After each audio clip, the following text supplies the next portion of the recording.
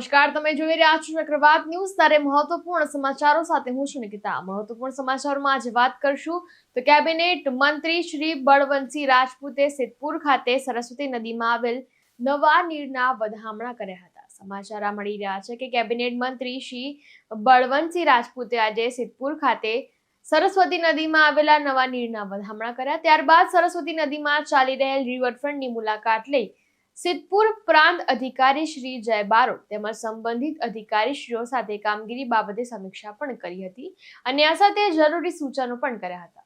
તો આ પ્રસંગે પાલિકા પ્રમુખ શ્રી અનિતાબેન પટેલ, એપીએમસી ચેરમેન શ્રી વિષ્ણુભાઈ પટેલ, સંગઠનના હોદ્દેદારો, સંબંધિત વિભાગના અધિકારીઓ પણ ઉપસ્થિત રહ્યા હતા. સિદ્ધપુરમાં એક વીક પહેલા 8 ઇંચથી વધારે વરસાદ પડ્યો.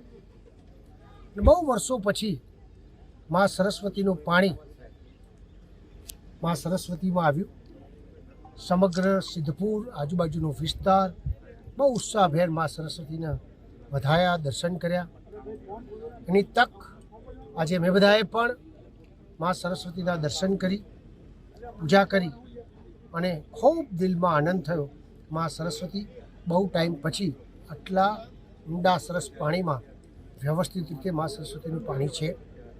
આવનાર સમયમાં આદરણીય પ્રધાનમંત્રી નરેન્દ્રભાઈ મોદી સાહેબ અને ગુજરાતના મુખ્યમંત્રી ભૂપેન્દ્રભાઈ પટેલ સાહેબ સપનું છે કે સરસ્વતી નદી 365 દિવસ ભરાઈ રહે, એના માટેની વ્યવસ્થા થાય.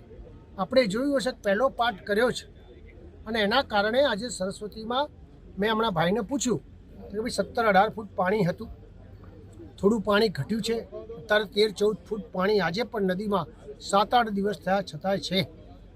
આવનાર સમયમાં 2-4 દિવસની અંદર ધરોઈથી પણ પાણી આ બાજુ આવવાનું છે, નર્મદાનું પણ પાણી આવવાનું છે. 365 દિવસ સરસ્વતી નદીમાં પાણી રહે એ પ્રકારની ગુજરાત સરકારે વ્યવસ્થા કરી છે. અને બીજો પાઠ આપણો આ રિવરફ્રન્ટ જે બિંદુ સરોવર અને નદીમાં આ બાજુ પુલ પર હાઈવે ઉપર પડી રહેશે ત્યારે સિદ્ધપુરની ભવ્યતા જેમાં સરસ્વતીની જે હતી એ પ્રકારની વ્યવસ્થા થવાની છે. આપણે બધા માં સરસ્વતીના પુત્ર છીએ.